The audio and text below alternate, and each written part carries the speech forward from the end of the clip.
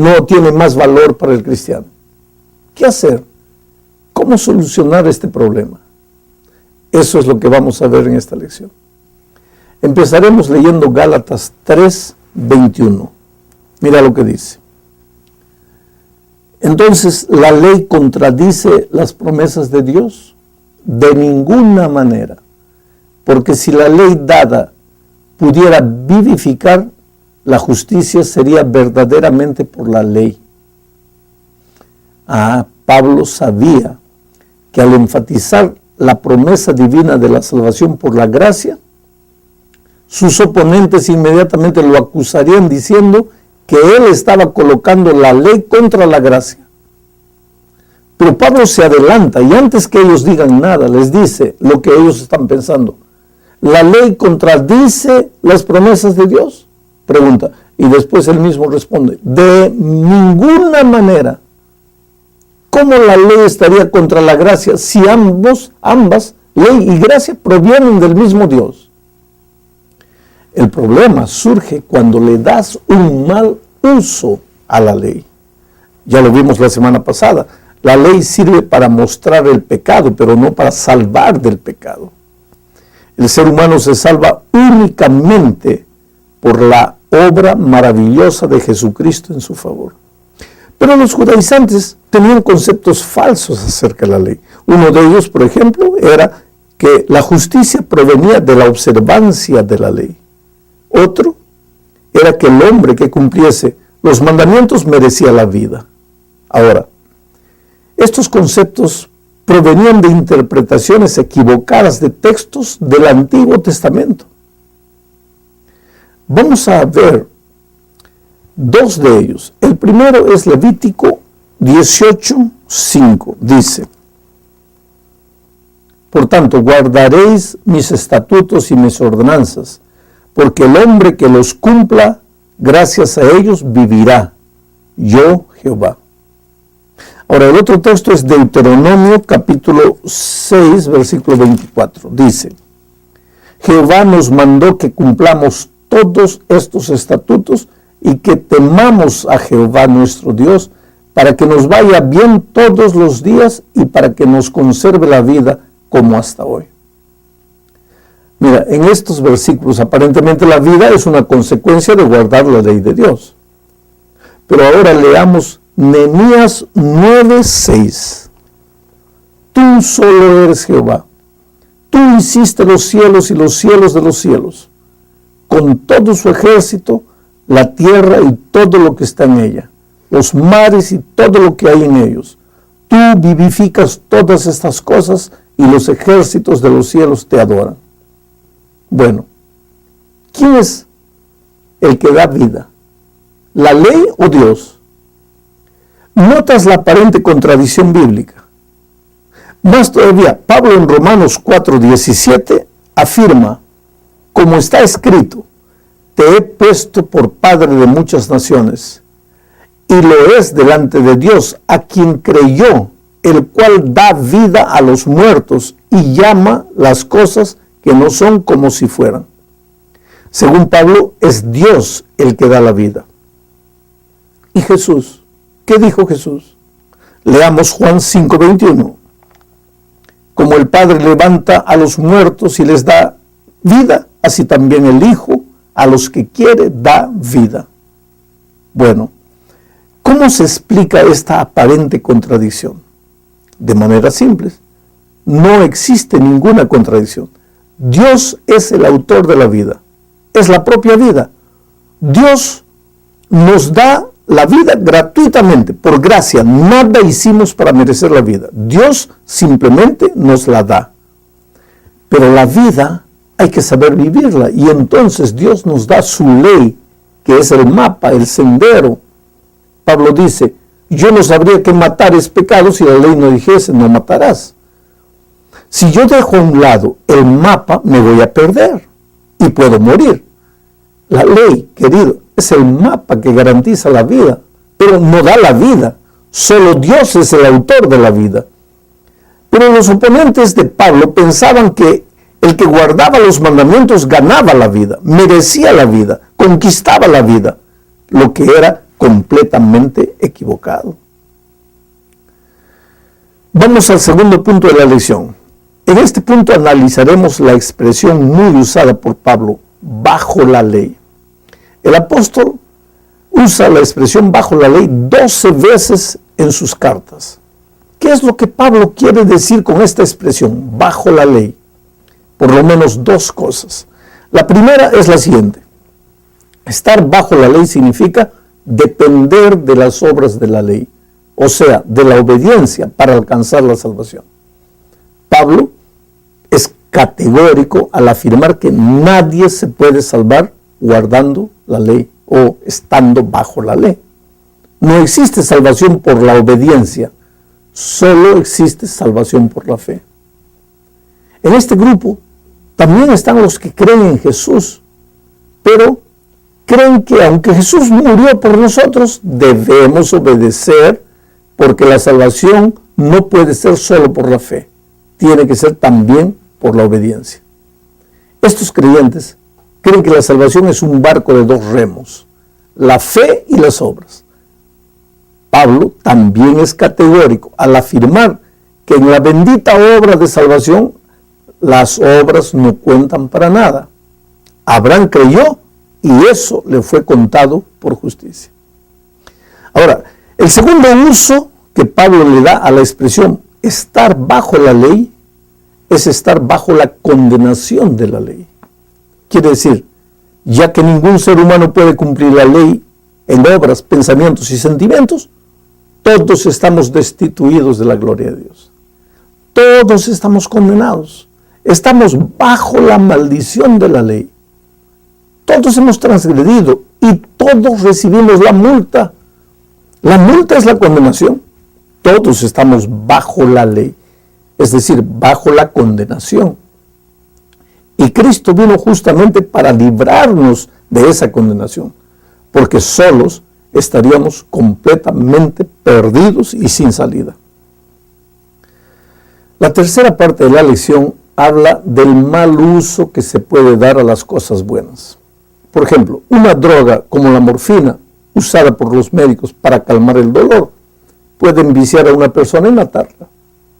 Un remedio, por bueno que sea, si no es tomado siguiendo las recomendaciones médicas, puede convertirse en un veneno. La misma cosa sucede con la ley de Dios. Los cristianos judaizantes tomaban la ley y la usaban mal. Le daban un poder salvador que la ley no tenía. Y con eso deformaban el evangelio. Consideraban la obra de Jesús en el Calvario insuficiente. Según ellos, había que creer en Jesús, pero añadirle la obediencia.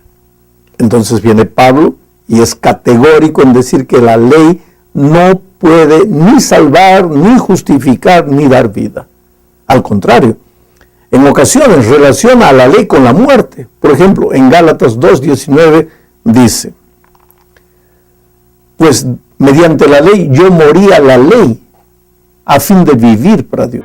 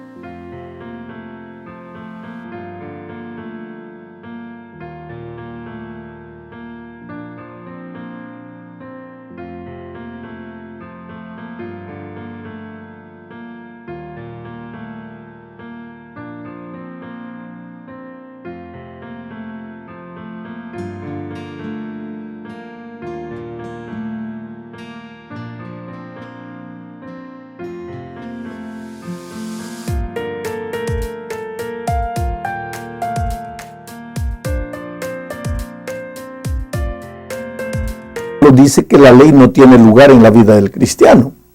tiene lugar, sí, pero como un elemento de instrucción, no de salvación, como un elemento de protección. Yo siempre hago una ilustración tonta. Pensemos en el zoológico. Mientras caminas por donde están los animales constantemente, encuentras pequeñas leyes. No dar comida a los monos, no te acerques mucho de la jaula de los leones, en fin. Tú podrías pensar que estás bajo la ley, confinado por la ley, encerrado por la ley. Y entonces un día decides no vivir más bajo la ley y metes la mano en la jaula de los leones. ¿Qué te va a suceder? El león te va a arrancar la mano. Y solo entonces entenderás que la ley no te confinaba, ni te encerraba, ni te colocaba sobre su yugo esclavizador, sino que te protegía y tú no lo sabías. Ese es el papel de la ley, un papel protector. Te garantiza una vida feliz, pero no te salva ni te da vida, porque solo Dios puede hacer eso. En la cuarta parte de la lección vamos a continuar estudiando sobre la función de la ley. Ya vimos en la parte anterior que la ley te cuida, te guarda, te protege. Ahora veremos lo que dice Gálatas 3, 24 y 25. De manera que la ley ha sido nuestro guía para llevarnos a Cristo, a fin de que fuéramos justificados por la fe. Pero ahora que ha venido la fe, ya no estamos bajo un guía. La palabra griega para guía es la palabra paidagogos, que literalmente en los tiempos de Pablo era un esclavo encargado de la educación de los hijos de su amo. Se podría traducir como ayo también. Naturalmente, era un esclavo instruido esa persona, de una conducta impecable. Él se encargaba de alimentar, vigilar para que los muchachos se bañasen, fuesen a la escuela, hiciesen sus tareas de la escuela, aprendiesen virtudes. Ese era el paidagogos, el guía, el instructor, el ayo. Su trabajo era llevar a los hijos del amo desde los 6, 7 años hasta la madurez. Pablo lo dice en el texto que leímos. Dice lo siguiente, que la ley es el paidagogos que nos lleva a Cristo. Y que una vez justificados en Cristo, ya no estamos bajo el guía, o sea, bajo la ley. ¿Quiere decir eso que cumplida la promesa de la salvación en Cristo, ya no necesitamos de la ley? En realidad, sí, porque la ley escrita en tablas de piedra es para mostrarnos la realidad cada vez que pecamos. Pero el ideal divino es llevarnos a una experiencia de vida con Cristo, en que su ley vuelva a ser escrita en nuestros corazones y no necesitemos más.